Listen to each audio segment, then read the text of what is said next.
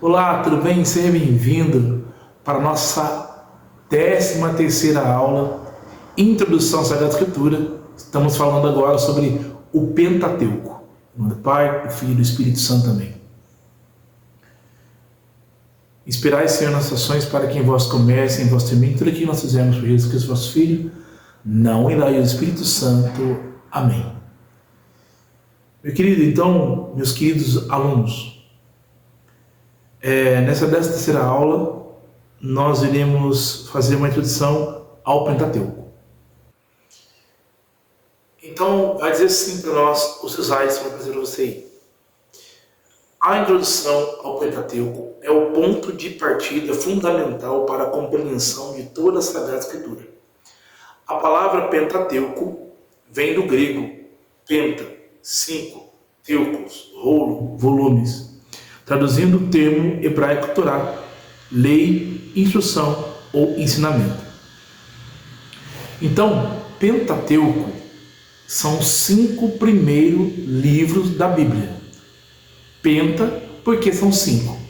Teucos, porque são rolos, são livros, ok? São 5 rolos, 5 volumes, beleza? Esses 5 primeiros livros da Bíblia formam o alicerce teológico, histórico e jurídico do Antigo Testamento, narrando desde a criação do cosmos até a preparação do povo de Israel para entrar na Terra Prometida. Estrutura e conteúdo dos livros. Cada rolo desempenha um papel específico na grande narrativa da revelação divina. Gênesis, Bereshit, no princípio. O primeiro livro das origens divide-se na história primitiva, criação, queda, dilúvio, Torre de Babel, e na história patriarcal, alianças com Abraão, Isaac, Jacó e a história de José, do Egito. Depois nós temos o Êxodo, que é chamado de Shemot, nomes. O coração teológico do Pentateuco narra a libertação da escravidão egípcia sob a liderança de Moisés, a passagem pelo Mar Vermelho e o estabelecimento da aliança no Sinai, onde Deus entrega os 10 mandamentos. Temos o Levítico, que no hebraico é chamado de Vaikra, e significa Echamou, né? O manual litúrgico e sacerdotal foca na santidade do povo de Deus, detalhando as leis sobre sacrifícios, pureza, ritual, o dia do perdão, o Yom Kippur, e o código de santidade, sede santos, porque eu sou santo. Nós temos o livro de Números, ok? O livro de Números é chamado de Bamidbar, ou seja, no deserto. O livro dos Números conta o recenseamento e a caminhada. Relata os 40 anos de peregrinação de Israel pelo deserto, marcados pelas murmurações do povo, mas também pela fidelidade e providência constante de Deus.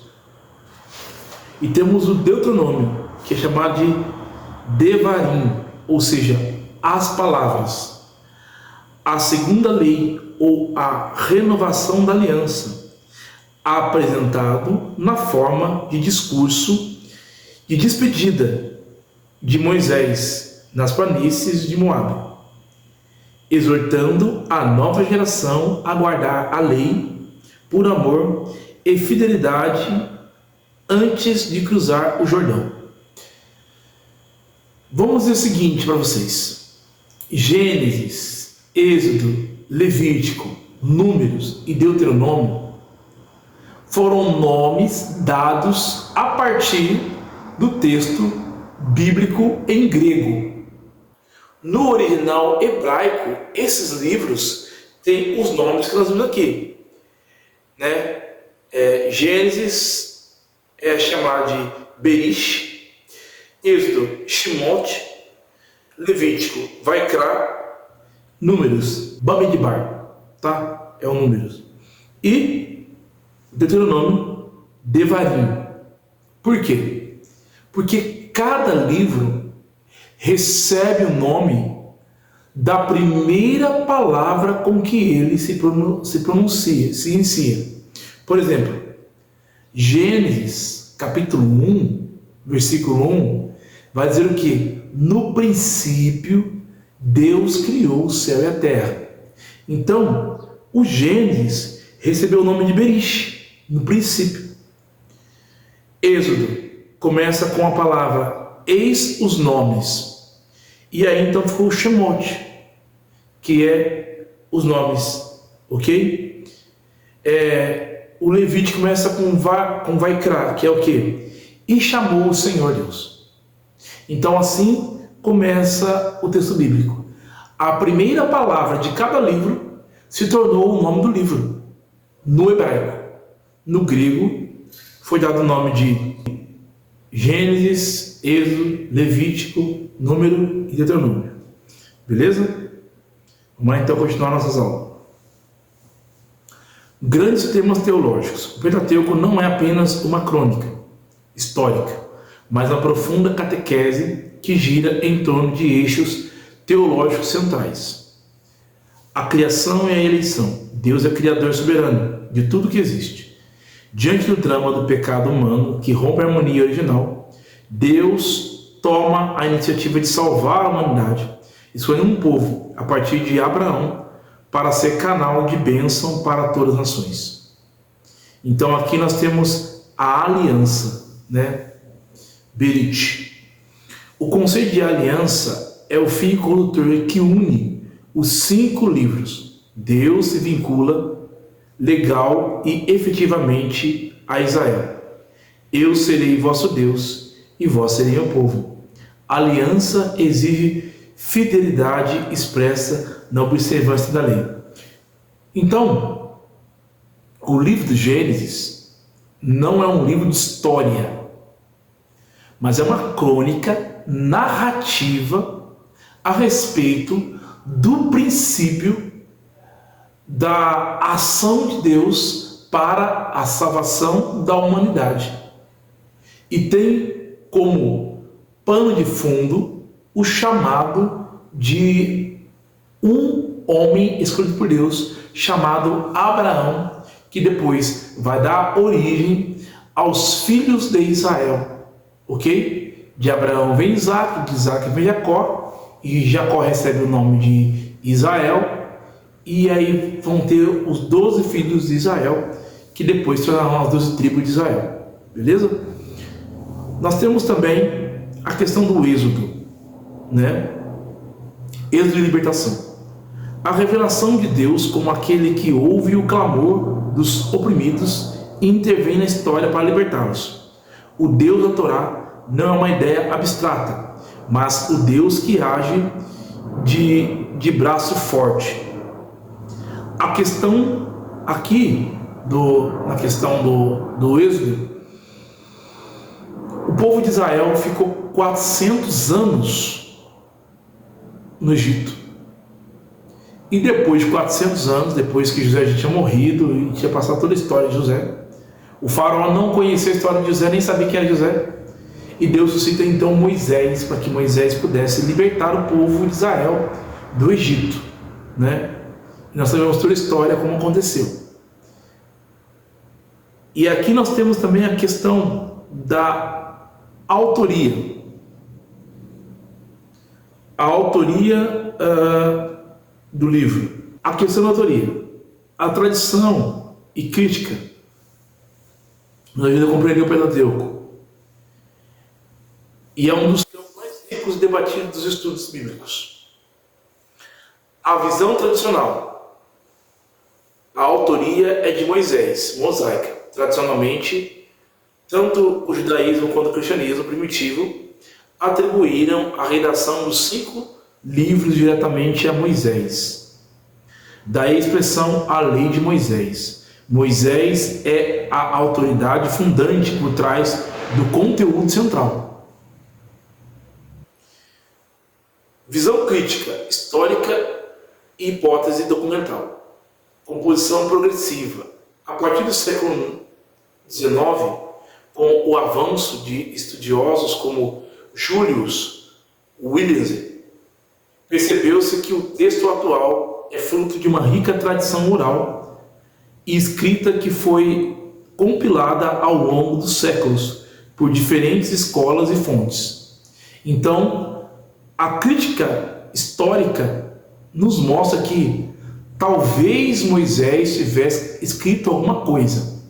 Porém, os 5 primeiros livros da Bíblia foi sendo compilado e escrito de maneira progressiva, e essa tradição oral, que antes era contada para depois ser escrita, ela foi passada de pai para filho, de geração em geração, até que algumas pessoas, ao longo dos séculos, resolveram escrever. Então não foi Moisés que escreveu, ok? Todo o Pentateuco.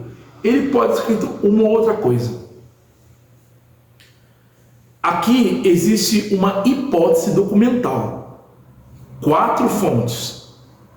A crítica histórica identifica 4 grandes correntes teológicas e literárias que se fundiram no texto final que nós temos hoje. Por que hipótese documental? Porque é uma maneira de pesquisa científica para provar como surgiu o texto bíblico. Ok? Então, a crítica histórica identifica 4 grandes correntes teológicas literárias que se fundiram. Primeiro, fonte já vista, que utiliza o nome sagrado de Deus de Yahvé, YHWH, originária do Reino do Sul, em Judá, possui um estilo narrativo vivo, colorido e apresenta Deus com traços antropomórficos, ou seja, Deus que caminha no jardim, que fala face a face, ou seja, apresenta Deus como uma pessoa humana que se entretém com o ser humano. Fonte eloísta. Refere-se a Deus pelo nome genérico de Elohim, originária do Reino do Norte, Israel. É mais sóbria e enfatiza o temor a Deus e as revelações por meio de sonhos e anjos. Aqui Deus já não está mais presente fisicamente, mas Deus se relaciona com o seu povo por meio de revelações, sonhos e anjos. Nós temos também a fonte deuteronomista, concentrada quase inteiramente no livro de Deuteronômio. Caracteriza-se por um estilo exortativo, quase homilético de pregação, focando na centralidade do culto em Jerusalém e na retribuição, ou seja, obediência gera bênção, desobediência gera maldição. Ok? É a terceira fonte. E a quarta fonte seria a fonte sacerdotal, que vem então da organização pelos sacerdotes durante e após o exílio na Babilônia. Foca em genealogias, cronologias, leis cultuais, ordens litúrgicas e na majestade transcendental de Deus, como o poeta da criação em Gênesis. Gênesis 1.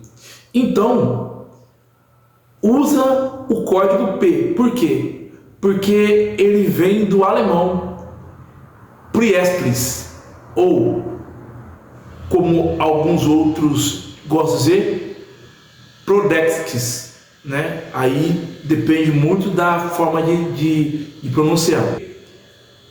Em síntese, longe de anular a inspiração divina, A descoberta dessas fontes mostra como o Espírito Santo conduziu a comunidade de fé a reler a sua história e suas leis em diferentes momentos históricos, culminando na redação final do Pentateuco no período pós-exílico, por volta do século V a.C., sob a liderança do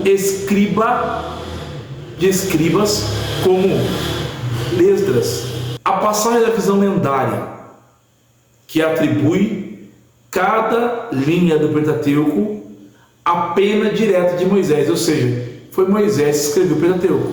Não é bem assim, né? Para a compreensão de um processo editorial que levou mais de meio milênio, é um dos capítulos mais fascinantes da história da literatura e da teologia. Para compreender como esses textos ganharam a forma que temos hoje, precisamos fazer uma viagem no tempo, dividindo essa trajetória entre a consolidação da tradição mosaica e o longo progresso de engenharia literária que culminou no século IV a.C. Então, Moisés viveu mais ou menos ali no ano 1200 a.C. Ok? Ano 1200 a.C. Talvez Moisés tenha escrito alguma parte de Gênesis, de Êxodo, e por que não também algumas leis que se encontram ali no Deuteronômio.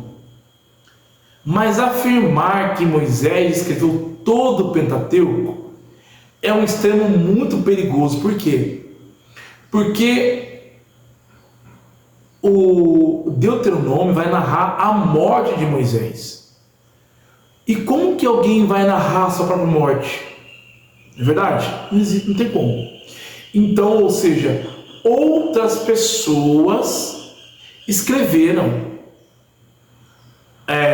Deuteronômio e também escreveram outras partes do Pentateuco. Porque existem ali traços sacerdotais, traços antes do exílio da Babilônia, traços de depois do exílio da Babilônia. Então dizer que Moisés escreveu tudo é quase que impossível. Então, a autoria mosaica seria lendária, ok? Origem e função da lenda. A afirmação de que Moisés escreveu todo o Pentateuco, incluindo o relato de sua própria morte no Deuteronômio 34, tornou-se um dogma consolidado no judaísmo do Segundo Templo e posteriormente no cristianismo primitivo. No entanto, o próprio texto bíblico nos faz esta afirmação de forma global. O próprio texto bíblico não faz esta afirmação de forma global. Então o texto não diz que foi Moisés que escreveu. O texto não diz.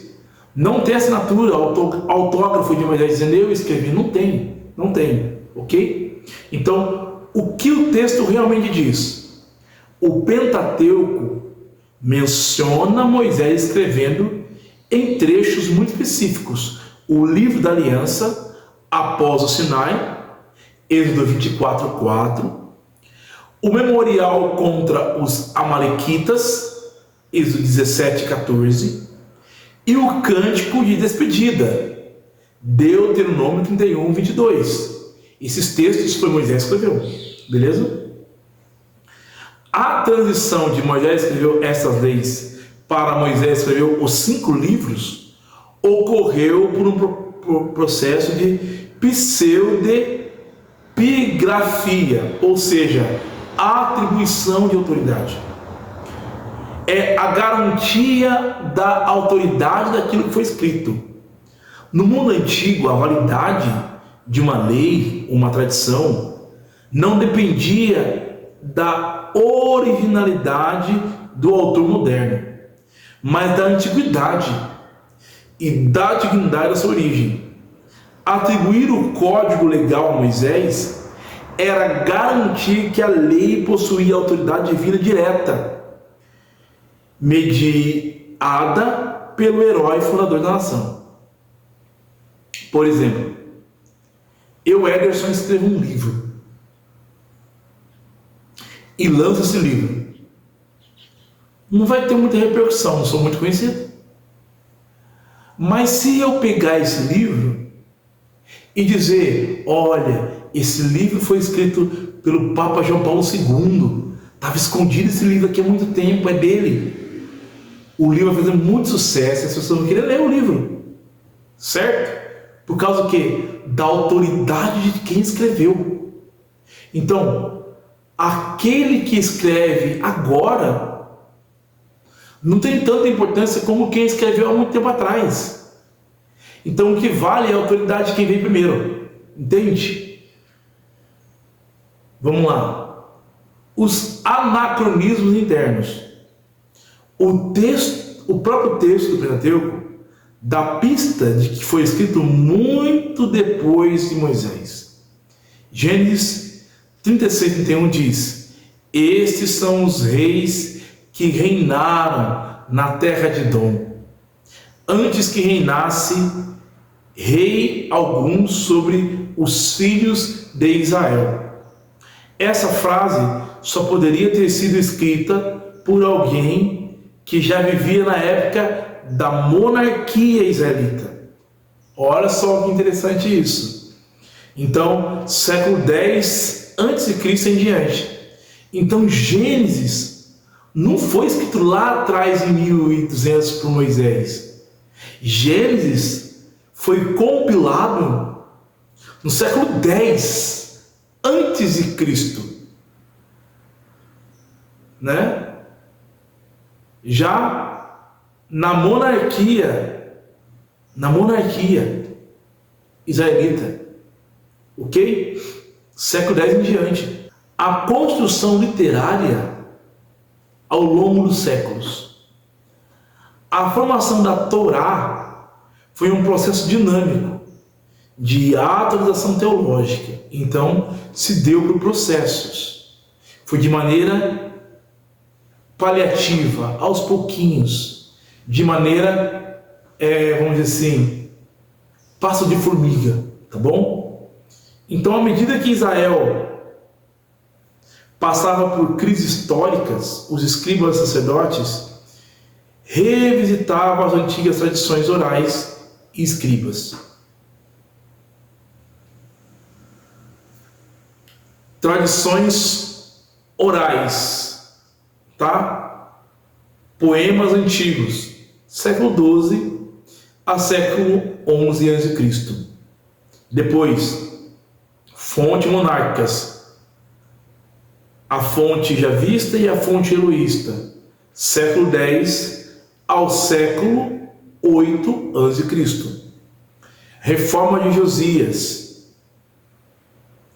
Josias, código deuteronomista, ok? Ou tradição deuteronomista, século VII a.C. ao ano 622 a.C.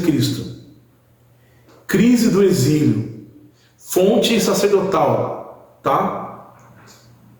Que é indicado com a sigla P. Século VI a.C., Babilônia, tá ok? E redação final, Esdras e Escribas, século V a século IV a.C. Então, essas foram as fases da compilação, da escrita, da inspiração do Pentateuco, ok? Vamos lá. A passagem da visão lendária, que atribui cada linha do Pentateuco apenas diante de Moisés, para a compreensão de um processo editorial que levou mais de meio milênio, é um dos capítulos mais fascinantes da história da literatura, da teologia. Para compreender como esses textos ganharam a forma de que temos hoje, precisamos fazer uma viagem no tempo, dividindo essa trajetória entre a consideração da tradição mosaica ao longo do processo da engenharia literária que culminou no século IV a.C. Então, do século XII a.C. ao século IV a.C., compreendendo aí um espaço de bons séculos de literatura, nós temos então o que nós chamamos de Pentateuco, ok? Então, a afirmação de que Moisés escreveu todo o Pentateuco, incluindo o relato do Deuteronômio, tornou-se um dogma consolidado, ok? Não foi então Moisés escreveu, beleza? Nós temos aqui a construção literária ao longo dos séculos. A fonte já vista justifica a dinastia davídica em Judá, enquanto a fonte eloísta refletia a teologia do norte, focada na aliança e nos santuários locais. Século VII a.C., a reforma de Josias, fonte deuteronomista. Em 622 a.C., durante a reforma do rei Josias em Jerusalém, o sumo sacerdote Hilquias afirmou ter encontrado o livro da lei no templo, segundo Reis 22. A imensa maioria dos historiadores concorda que este núcleo era a base do Deuteronômio. Literariamente, esse período marca a criação de uma teologia centralizada. Um só Deus, um só templo. Jerusalém, uma só lei. O século VI a.C., temos o impacto do exílio na Babilônia, é a fonte sacerdotal P. Com a destruição de Jerusalém e o exílio da elite em 517 a.C., Israel perdeu o templo, a terra e o rei. Para não desaparecer enquanto povo, a escola sacerdotal assumiu a liderança literária. Eles compilaram minuciosamente as genealogias, as leis de pureza, o calendário litúrgico. O objetivo era claro: o templo de pedra havia caído, mas a identidade do povo seria preservada no santuário do texto.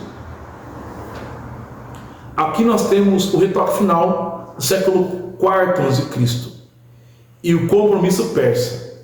O fechamento definitivo do Pentateuco ocorre no período pós-exílico, sob o domínio do Império Persa, ok? Estendendo-se até o século IV a.C. Este momento histórico foi o verdadeiro crisol editorial da Bíblia hebraica, a autorização imperial persa. O que acontece?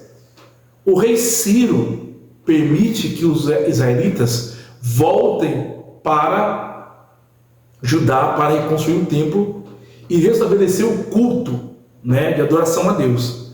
A política dos reis persas como Ciro, Artaxerxes e Dário permitia que os povos conquistados vivessem sob suas próprias leis locais, desde que pagassem os impostos e mantivessem a paz. Para que a comunidade judaica na Judéia fosse reconhecida administrativamente, o Império Persa exigia um código de leis unificado e oficial. É assim então que surgem as leis do Deuteronômio e as leis do Levíticos, ok? O trabalho de Esdras e os escribas. É aqui que entra a figura histórica de Esdras. O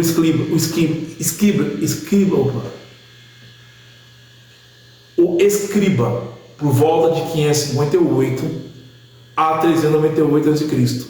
Ele viaja de Artaxerxes a Jerusalém, trazendo consigo a lei do Deus do céu. Esdras 7, de 12 a 14. Durante as décadas seguintes, adentrando o século IV a.C., a equipe editorial dos escribas realizou o retoque final, a harmonização das tensões. Eles uniram correntes teológicas que antes eram rivais. Por exemplo, o relato antropomórfico e caloroso de Gênesis 2, que é um texto já vista, foi harmonizado com o poema cósmico, ordenado e transcendental de Gênesis 1. Então, olha que interessante. Gênesis 2, que é um texto já vista, foi harmonizado com Gênesis 1, que é um texto sacerdotal. E isso aconteceu no século IV, sobre a liderança de Esdras e dos escribas. Interessantíssimo isso. O fechamento do cânon da Torá. Ao costurar essas fontes com notas editoriais de transição, os escribas do século IV a.C. congelaram o texto. A partir dali, nada mais poderia ser acrescentado ou retirado. O Pentateuco tornou-se documento constitucional, jurídico e espiritual de Israel. Tanto é que ele é chamado de as leis, a Torá, os mandamentos, as ordenanças, as regras de vida do próprio Deus para o povo. O paradoxo literário. O retoque final do século IV a.C. foi tão bem sucedido que conseguiu apagar as costuras do texto.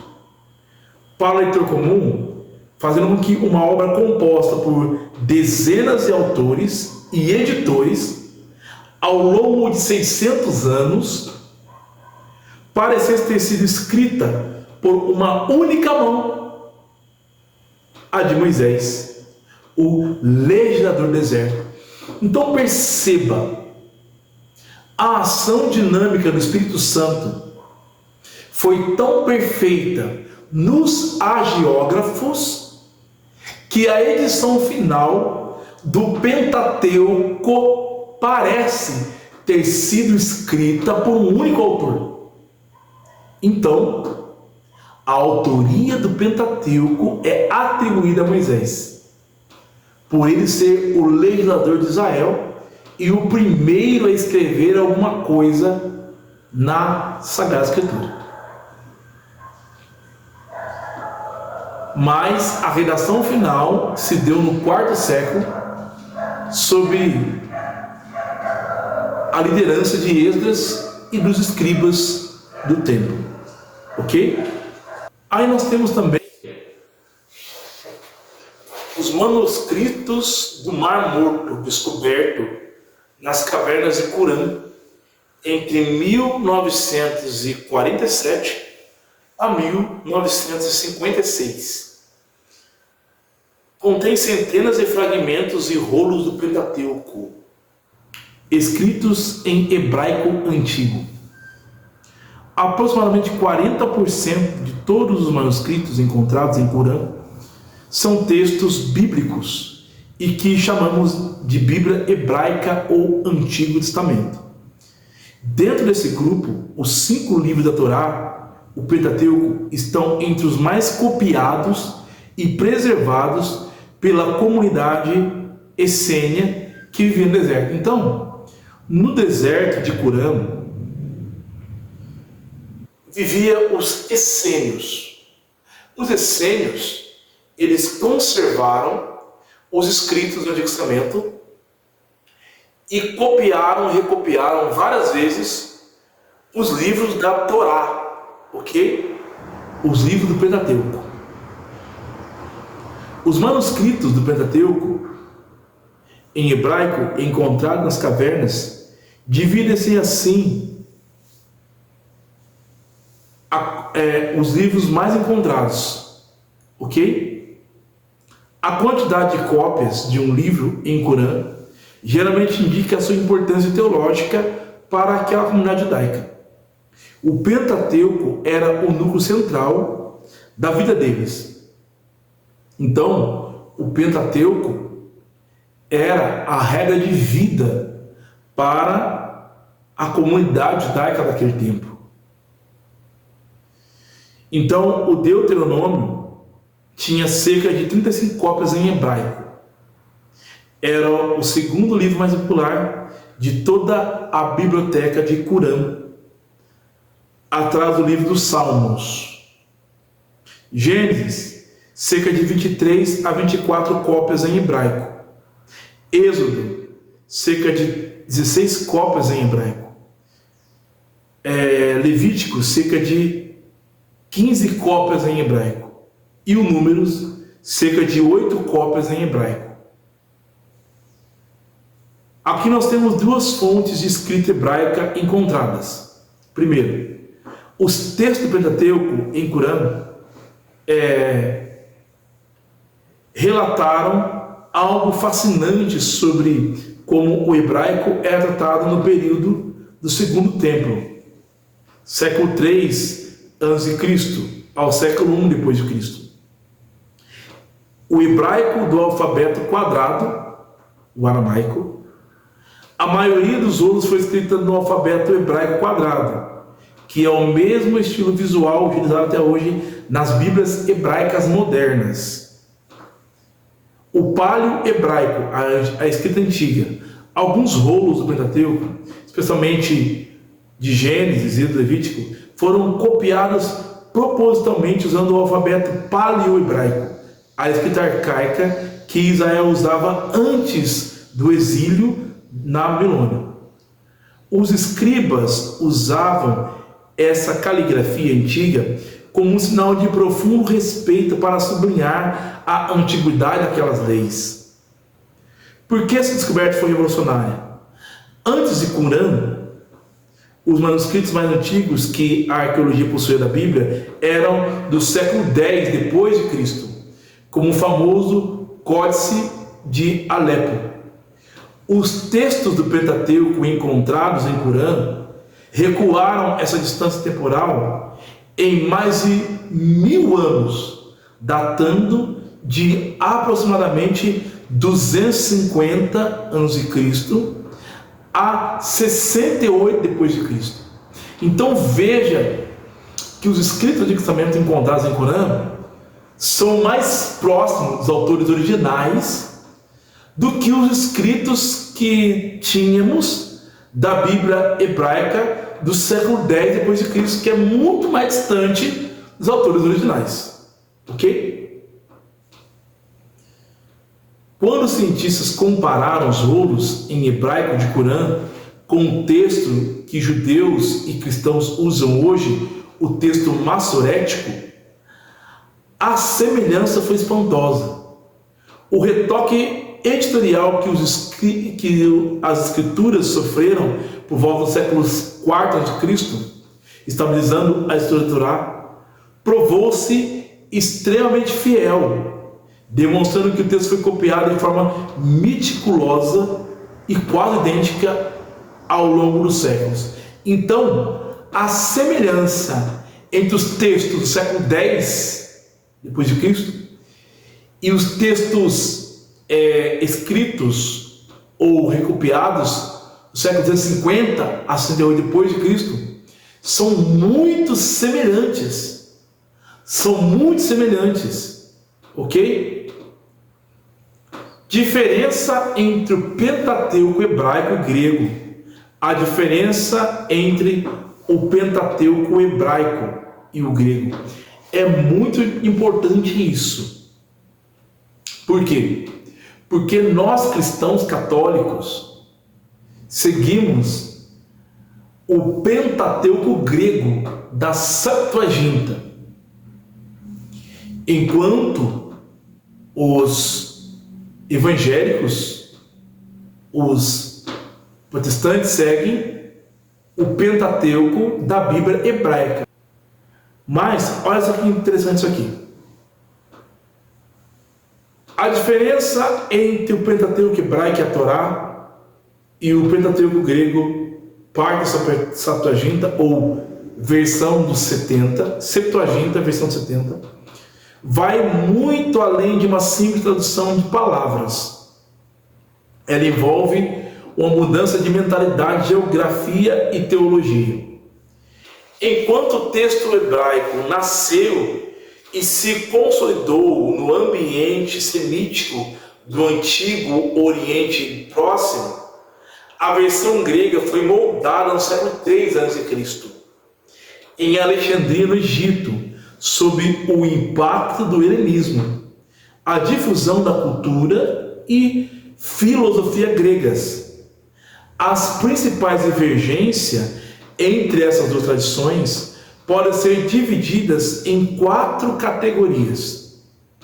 Primeiro, os nomes dos livros, significado versus essência.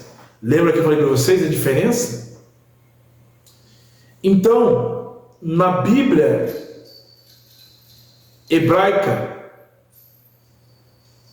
nós temos Berish, no princípio, Shemot, os nomes, Vaikra e Shamu, Badmibar, no deserto, Devarim, palavras. No texto do Pentateuco grego, Gênesis, origem, criação, Êxodo, saída, partida, Levítico, relativo aos levitas, sacerdotes, Números, devido aos censos e contagens, Deuteronômio, segunda lei ou cópia da lei. Nós encontramos no textos divergências textuais e cronologias. É a segunda coisa que nós vemos de diferente entre a tradição hebraica e grega. Embora o Pentateuco seja a seção da Bíblia onde o grego e o hebraico guardam a maior proximidade literal, diferente dos livros históricos ou proféticos, onde a Septuaginta varia drasticamente, existem discrepâncias pontuais marcantes. As idades patriarcas, cronologia, o Pentateuco grego infla sistematicamente a idade em que os patriarcas pré-diluvianos geraram seus filhos, adicionando frequentemente 100 anos à idade do pai, no momento do nascimento do filho, em Gênesis 5 e 11. Isso faz com que a cronologia grega do mundo, da criação até Abraão, seja cerca de 1.300 anos mais longa do que a apresentada no texto hebraico maçorético. Então aqui é uma diferença de cronologia, ok? As listas de nações descendentes em passagens como Gênesis 10 e Êxodo 1:5, o número de descendentes de Jacó que descem ao Egito varia. O hebraico relata 70 pessoas, enquanto o grego da Septuaginta relata 75. Leitura inclusive é citada por Santo Estevão no Novo Testamento em Atos 7:14. Nós temos também a helenização e a suavização teológica. A tradução para o grego exigiu que os escribas de Alexandria expressassem conceitos semíticos, usando o vocabulário da filosofia e do pensamento ocidental da época, e gerou 2 grandes mudanças de tom. Então aqui nós temos, terceira coisa, helenização do texto e suavização teológica. O combate ao antropomorfismo. O hebraico descreve Deus com características muito humanas. Ele se arrepende, caminha, tem braço forte, fica irado. Os tradutores gregos, influenciados pelo platonismo, que via Deus como um ser puramente espiritual e imutável, suavizaram essas expressões para evitar que os leitores pagãos gregos achassem que o Deus de Israel agia como os deuses caprichosos do Olimpo. Por exemplo, em Êxodo 24:10, o hebraico diz: e eles viram o Deus de Israel. O Pentateuco grego, para evitar a ideia de que Deus pode ser visto fisicamente,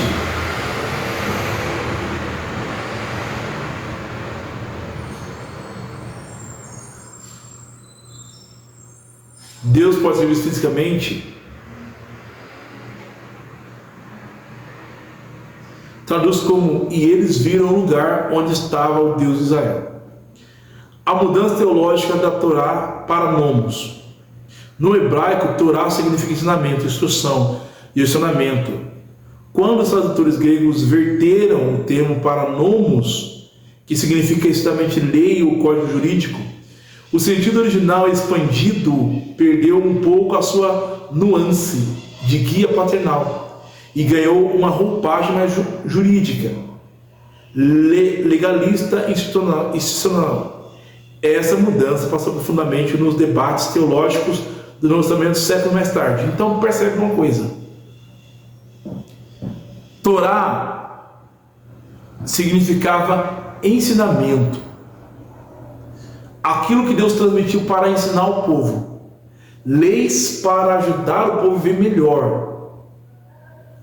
Quando vem para o grego, a Torá se torna nomos, que é uma instrução de lei jurídica, um código jurídico. Então mudou bastante a conotação daquilo que é o escrito do Pentateuco. E o quarto e último é o impacto das duas versões. A existência dessas duas versões dividiu os caminhos da transmissão das Escrituras. O Pentateuco hebraico permaneceu como um padrão absoluto do judaísmo rabínico e das comunidades da Judéia, sendo preservado rigorosamente pelos escribas maçoréticos. O Pentateuco grego tornou-se a Bíblia oficial da diáspora. Os judeus viviam fora da Palestina e já não falavam o hebraico. E posteriormente transformou-se na Bíblia da Igreja Cristã Primitiva. Então Pedro, Paulo, Tiago, João, todos eles usavam a Bíblia grega na sua pregação.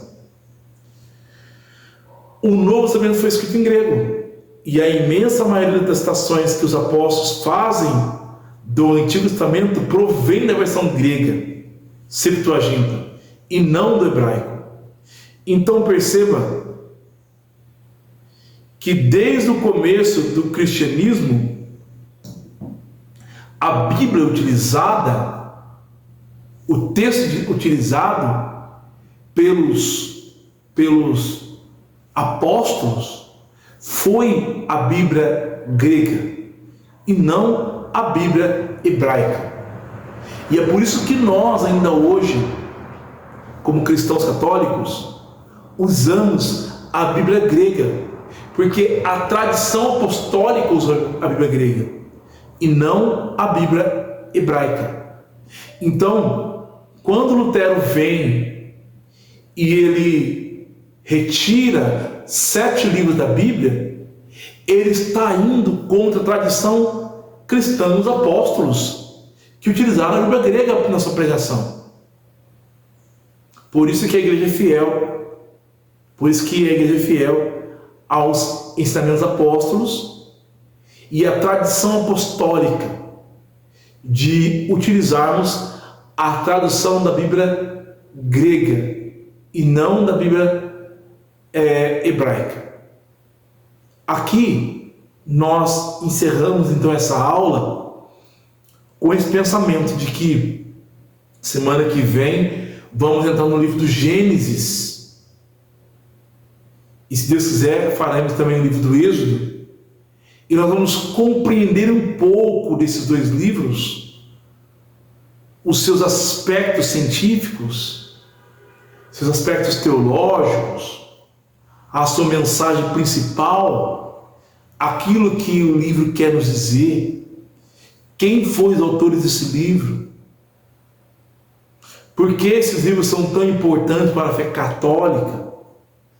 Vamos compreender esses livros. Lógico, é uma aula de introdução. Não dá para estudar todo o Gênesis, todo o Êxodo em uma aula, não dá. Mas dá para a gente conhecer, dá para nós fazermos uma introdução breve ao livro. Ok? Para compreendermos o que é esse livro do Gênesis, o que é esse livro do Êxodo. Então semana que vem nós continuaremos a nossa aula. Tá bom? Vamos rezar? Pai amado, Pai querido, nós queremos te louvar e te agradecer por esta aula. Que possamos crescer cada vez mais no conhecimento da Tua Palavra, para glorificar o nosso Senhor e Salvador Jesus Cristo com nossa vida no poder do Espírito. Louvado seja o Teu nome, meu Senhor e meu Deus, agora e por toda a eternidade. Em nome do Pai, do Filho e do Espírito Santo. Amém. Deus abençoe você e até a próxima aula.